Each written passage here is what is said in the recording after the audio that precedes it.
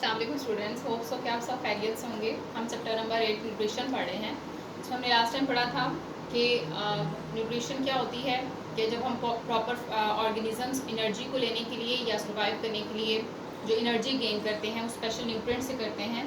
Nutrients क्या होते हैं? स्पेशल केमिकल सब्सटेंसेस होती हैं, ठीक है, जो कि प्लांट्स और एनिमल किसी भी लिविंग ऑर्गेनिज्म को सर्वाइव करने के लिए या एनर्जी लेने के लिए ज़रूरी होते हैं।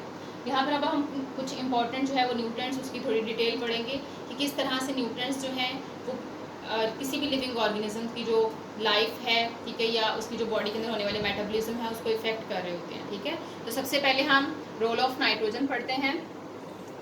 नाइट्रोजन की अगर हम बात करें तो प्लांट्स नाइट्रोजन को डायरेक्टली इस्तेमाल नहीं कर सकते हैं, ठीक है, मतलब वो डायरेक्ट नाइट्रोजन को यूज़ नहीं करते, बल्कि क्या करते हैं, सबसे पहले वो नाइट्रोजन को एक सिंपलर फॉर्म नाइट्रेट्स में कन्वर्ट करते हैं और कन्वर्ट करने के बाद उसको अपने बॉडी मेटाबॉलिज्म के लिए इस्तेमाल करते हैं। ठीक है, अब सबसे पहले जब नाइट्रोजन नाइट्रेट्स को कन्वर्ट कर देते हैं तो ये नाइट्रेट्स जो है ये प्लांट के अंदर बहुत सारी प्रोटीन्स बनाने के लिए, हार्मोन्स बनाने के लिए, क्लोरोफिल, विटामिन्स, बहुत सारे एंजाइम्स और इसके अलावा और भी बहुत सारे मेटाबॉलिज्म्स होते हैं जिसके अंदर ये नाइट्रोजन जो है वो इस्तेमाल हो रही होती है। अब ये सारे के सारे जितने भी मैंने भी आपको नाम बताए हैं, ये सारे के सारे सब्सटेंसेस हमें चाहिए, प्लांट्स को चाहिए होती है उसकी ग्रोथ के लिए। ठीक है, जस्ट लाइक प्रोटीन है, हार्मोन्स हैं, क्लोरोफिल वगैरह है, ये उसको डिफरेंट मेटाबॉलिज्म परफॉर्म करने के लिए, फोटोसिंथेसिस के लिए। ठीक है, इसके अलावा हमने बहुत सारे मेटाबॉलिज्म पीछे डिस्कस किए हैं, बहुत सारे रिएक्शंस जो हैं उन सब के लिए इन सारे प्रोडक्ट्स की ज़रूरत होती है और इनको बनाने के लिए जो नाइट्रोजन है वो अपना रोल प्ले कर रहा होता है। अब इसका इफेक्ट कि नाइट्रोजन प्लांट के लिए कितना ज़रूरी है, ठीक है, वो हम किस तरह से देखते हैं कि किसी कोई भी न्यूट्रिएंट्स है जब तक वो प्रॉपर अमाउंट में होगा, ठीक है, तो वो प्लांट की ग्रोथ जो है वो ज़्यादा करता है। लेकिन अगर ज़रूरत से ज़्यादा या ज़रूरत से कम न्यूट्रिएंट्स को प्लांट को दिया जाएगा तो वो क्या करेंगे, प्लांट की बॉडी को इफेक्ट करेंगे, प्लांट की ग्रोथ को इफेक्ट करते हैं। जैसे कि अगर हम नाइट्रोजन की बात करें तो नाइट्रोजन को अगर हम प्रॉपर अमाउंट से ज़्यादा प्लांट इस्तेमाल करेंगे या नाइट्रोजन की सप्लाई ज़्यादा करेंगे तो एक्सेस नाइट्रोजन क्या करती है, प्लांट की ग्रोथ को कम कर देती है। ठीक है, उसकी जो यील्ड होती है, ठीक है, उसको बहुत ज़्यादा जो है वो रिड्यूस कर देती है। इसके साथ साथ डिले फ्लावरिंग एंड फ्रूटिंग, ठीक है, कि जो उसका क्योंकि हम नाइट्रोजन जो है वो बहुत इंपॉर्टेंट रोल प्ले करती है उसकी ग्रोथ के अंदर, लेकिन अगर हम ज़रूरत से ज़्यादा देंगे तो वो क्या करेंगे ना, उनकी फ्लावरिंग और फ्रूटिंग दोनों को मतलब बहुत ज़्यादा डिले कर देगी। डिले का मतलब क्या है कि एक सीज़न के अंदर जो है, जैसे एक टाइम जो है मतलब उसकी फ्रूटिंग का कि इतने टाइम के बाद जो है वो फ्रूट प्रोडक्शन स्टार्ट हो जाती है। ठीक है, तो इसमें क्या होगा कि अगर हम नाइट्रोजन की क्वांटिटी ज़्यादा रखेंगे तो फिर वो फ्रूट प्रोडक्शन जो है वो डिले हो जाएगी। ठीक है, उसके बाद अगर नाइट्रोजन को कम अमाउंट में लिया जाएगा, ज़रूरत से ज़्यादा मतलब कम सप्लाई करेंगे प्लांट को, तो प्लांट के जो लीव्स होते हैं वो येलो कलर के होना शुरू हो जाते हैं, क्योंकि इनके अंदर इंपॉर्टेंट कंपोनेंट क्लोरोफिल वगैरह होते हैं जो कि इसको ग्रीन रखते हैं प्लांट को। ठीक है, तो अगर इनको प्रॉपर नाइट्रोजन नहीं मिलेगी तो इन न्यूट्रिएंट्स की कमी की वजह से जो प्लांट के लीव्स हैं वो येलो होना शुरू हो जाते हैं। ठीक है, और एट द एंड क्या होता है, प्लांट की लीव्स डेड होना शुरू हो जाते हैं, जिसकी वजह से प्लांट की ग्रोथ जो है वो रुक जाती है। तो इस तरह से ये जो नाइट्रोजन है ये एक बहुत इंपॉर्टेंट जो है वो न्यूट्रिएंट होता है प्लांट की ग्रोथ के लिए। इसके साथ साथ नेक्स्ट होता है वो है मैग्नीशियम। मैग्नीशियम का सबसे इंपॉर्टेंट रोल होता है कि मैग्नीशियम क्या है, it's a structural component of chlorophyll. अब क्लोरोफिल एक इंपॉर्टेंट कंपोनेंट हमने फोटोसिंथेसिस पढ़ा था लास्ट चैप्टर, जो चैप्टर नंबर 7 था, उसमें हमने पढ़ा था फोटोसिंथेसिस में क्लोरोफिल का हमने रोल पढ़ा था। ठीक है, तो क्लोरोफिल जो है वो इसकी फूड सिंथेसिस के लिए बहुत ज़रूरी होता है। जो प्लांट जो है वो फूड सिंथेसिस कर रहे होते हैं, उसके लिए क्लोरोफिल का होना बहुत ज़रूरी होता है। अब क्लोरोफिल की जो सिंथेसिस होती है उसके अंदर मैग्नीशियम का बहुत इंपॉर्टेंट रोल होता है।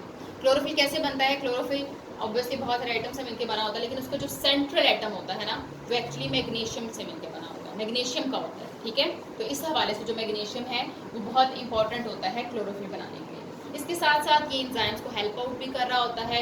एंजाइम्स कहाँ पे चाहिए होते हैं, प्लांट को डिफरेंट मेटाबॉलिज्म परफॉर्म करने के लिए एंजाइम्स की ज़रूरत होती है, और इन एंजाइम्स को एक्टिव कौन कर रहा होता है, मैग्नीशियम। इसके साथ साथ इसका एक बहुत इंपॉर्टेंट जो है वो रोल ये होता है कि it's very helpful for the germination of seed. अब जर्मिनेशन ऑफ सीड एक्चुअली क्या होता है, सीड की ग्रोथ। ठीक है, कि जब सीड से एक नए प्लांट का जो बनना होता है, जैसे ठीक है, जैसे हम सीड से एक पौधे का निकलना जो होता है इसे हम जर्मिनेशन कहते हैं। तो जर्मिनेशन ऑफ सीड के लिए भी मैग्नीशियम का होना बहुत ज़रूरी होता है। लेकिन अगर मैग्नीशियम की क्वांटिटी कम कर दी जाए, ठीक है, ये इसकी सप्लाई जो है वो कम क्वांटिटी में रखी जाएगी, तो क्या होगा कि इसका प्लांट के ऊपर बहुत ही डैमेजिंग इफेक्ट होता है। प्लांट के लीव्स जो हैं वो येलोइंग होना शुरू हो जाते हैं। जब उनको एनर्जी प्रॉपर नहीं मिलेगी, न्यूट्रिएंट्स प्रॉपर नहीं मिलेंगे, तो उनके जो लीव्स होते हैं वो मुरझाना शुरू कर देते हैं और एट द एंड जो है वो प्लांट की ग्रोथ रुक जाती है। तो इस तरह से नाइट्रोजन और मैग्नीशियम, ठीक है, हमने इन दोनों का रोल पढ़ा है कि ये किस तरह से न्यूट्रिएंट्स जो हैं वो प्लांट की ग्रोथ को इफेक्ट कर रहे होते हैं, ठीक है। फर्स्ट पैराग्राफ में अपने नाइट्रोजन और सेकंड पैराग्राफ में अपने मैग्नीशियम का पढ़ना है। नेक्स्ट हमने पढ़ना है इंपॉर्टेंस ऑफ फर्टिलाइजर्स। अच्छा जी, अब हमने पढ़ना है इंपॉर्टेंस ऑफ फर्टिलाइजर्स। सबसे पहले अगर हम फर्टिलाइजर्स की बात करें तो फर्टिलाइजर्स क्या होते हैं? आजकल जो फार्मर्स, जैसे हमारे जो ह्यूमन कल्टिवेटेड प्लांट्स हैं जो कि हम लोग खुद जो है वो ग्रोथ करवा रहे हैं, आपने देखा होगा हमें आजकल बहुत ज़्यादा क्वांटिटी में फूड प्रोडक्शन हो रही है। ना सिर्फ इसकी क्वांटिटी बढ़ रही है बल्कि हम बेमौसमी चीज़ें भी खा रहे हैं, ठीक है। तो ये सारी की सारी जो यील्ड प्रोडक्शन हो रही है ये एक्चुअली किस वजह से हो रही है कि इनको जो फार्मर्स होते हैं वो खुद इनको न्यूट्रिएंट्स प्रोवाइड करते हैं, ठीक है। तो फर्टिलाइजर्स क्या होते हैं? ऐसी केमिकल सब्सटेंसेस होती हैं जो ना सिर्फ प्लांट की ग्रोथ को ज़्यादा करते हैं बल्कि उनको ऐसे न्यूट्रिएंट्स प्रोवाइड करते हैं जिनकी वजह से उनकी यील्ड, उनकी क्रॉप प्रोडक्शन जो है वो ज़्यादा हो जाती है, ठीक है। तो इनको हम फर्टिलाइजर्स कहते हैं। लेकिन अब मैंने यहाँ पे दो तरह के फर्टिलाइजर्स लिखे हैं, इनऑर्गेनिक फर्टिलाइजर्स और ऑर्गेनिक फर्टिलाइजर्स, ठीक है। फर्टिलाइजर सिंपल आप अगर उर्दू ज़ुबान में कहीं से हम खादें कहते हैं, ठीक है, कि आजकल जो है वो बहुत ज़्यादा खादें इस्तेमाल की जा रही हैं कि प्लांट की ग्रोथ को ज़्यादा करने के लिए, ताकि हमें कम टाइम में ज़्यादा से ज़्यादा जो है वो क्रॉप प्रोडक्शन मिल सके, ठीक है, ज़्यादा से ज़्यादा फ्रूटनिंग हो सके। तो ये सारी की सारी चीज़ें जो हैं ये फर्टिलाइजर्स की वजह से हैं। लेकिन फर्टिलाइजर्स दो तरह से होते हैं, एक होते हैं ऑर्गेनिक फर्टिलाइजर्स और एक होते हैं इनऑर्गेनिक फर्टिलाइजर्स, ठीक है। सबसे पहले अगर हम ऑर्गेनिक फर्टिलाइजर्स की बात करें तो ये ऐसे फर्टिलाइजर्स होते हैं, ऐसी केमिकल सब्सटेंसेस होती हैं जो कि हम लोग प्लांट्स और एनिमल्स से डिराइव करते हैं, ठीक है। जैसे ये जो प्लांट जो है वो जब गल सड़ जाते हैं, ठीक है, तो इसी तरह से जो एनिमल्स होते हैं उनके जो वेस्टेज होते हैं, ठीक है, ये सारे के सारे जिसे हम गोबर वगैरह कहते हैं, ठीक है, ये सारे के सारे जो है वो जब खेतों को दिए जाते हैं तो उनसे क्या किए जाते हैं, वो एक फर्टिलाइज़र के तौर पे काम करते हैं, खादों के तौर पे काम किया जाता है। ये ज़्यादातर ये जो गांव होते हैं, हमारे देहात जो होते हैं, वहाँ पर इसकी बहुत ज़्यादा इसका इस्तेमाल है और इसके बहुत सारे फ़ायदे भी हैं, ठीक है।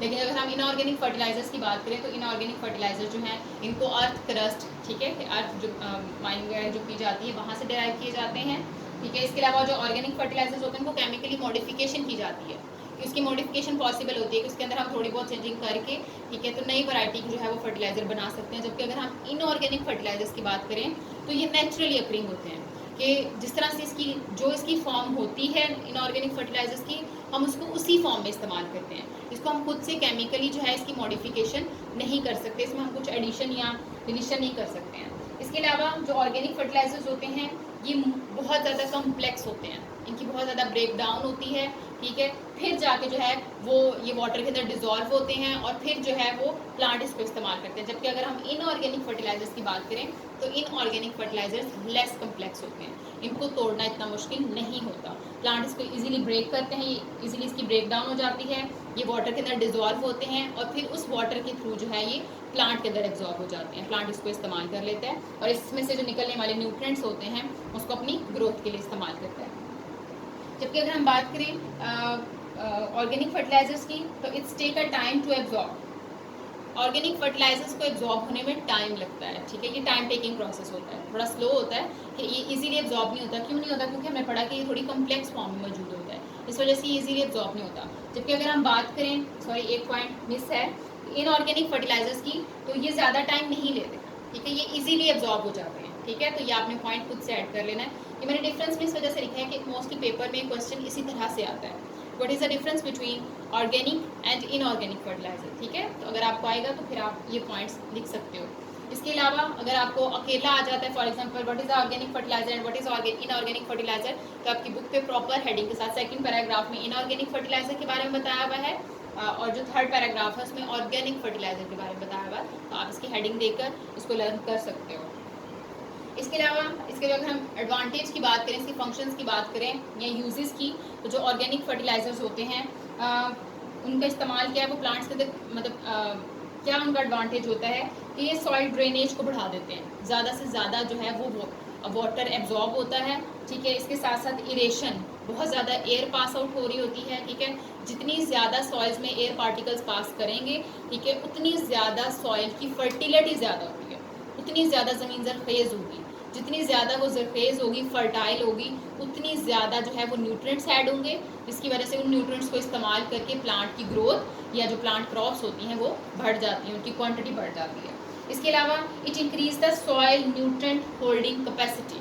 यहाँ पे एक वर्ड लिखा हुआ है सॉइल न्यूट्रिएंट होल्डिंग कैपेसिटी का क्या मतलब है कि सॉइल के जो पार्टिकल्स होते हैं वो ज़्यादा से ज़्यादा न्यूट्रिएंट्स को एब्जॉर्ब करते हैं अगर हम ऑर्गेनिक फर्टिलाइजर इस्तेमाल करेंगे। इसमें एग्जांपल आ जाती है मैन्यूर और कंपोस्ट वगैरह, ये जो कचरा वगैरह सारा पड़ा होता है एक ही जगह पर, ठीक है। तो इसको जो फार्मर्स होते हैं वो इस्तेमाल करते हैं, गोबर वगैरह जो होता है इन सारी चीज़ों को इस्तेमाल करते हैं क्रॉप्स के लिए, और वहाँ पर जो है इसकी प्रोडक्शन बढ़ जाती है। इसके अगर हम बात करें इनऑर्गेनिक फर्टिलाइजर्स की, तो इसमें इसका क्या काम है, प्रोवाइड नरिशमेंट। इसके अंदर कुछ इंपॉर्टेंट केमिकल्स होते हैं जैसे सल्फर, मैग्नीशियम, फास्फोरस वगैरह होते हैं, ठीक है। तो ये क्या करते हैं, ये प्लांट्स को ये न्यूट्रिएंट्स चाहिए होते हैं, तो ये प्लांट को वो नरिशमेंट प्रोवाइड करते हैं ताकि प्लांट्स उन न्यूट्रिएंट को इस्तेमाल करके अपनी ग्रोथ को ज़्यादा कर सकें।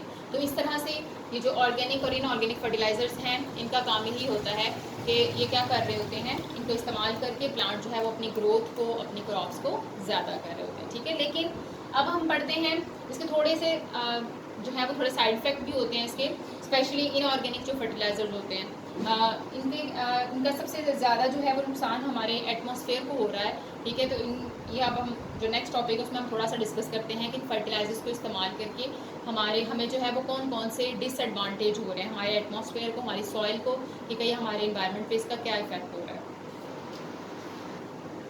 अच्छा, हमने देखना है कि फर्टिलाइजर्स के हवाले से हमारे इन्वायरमेंट को किन किन खतरात का सामना है, ठीक है। तो हम इसकी थोड़ी सी डिटेल पढ़ते हैं।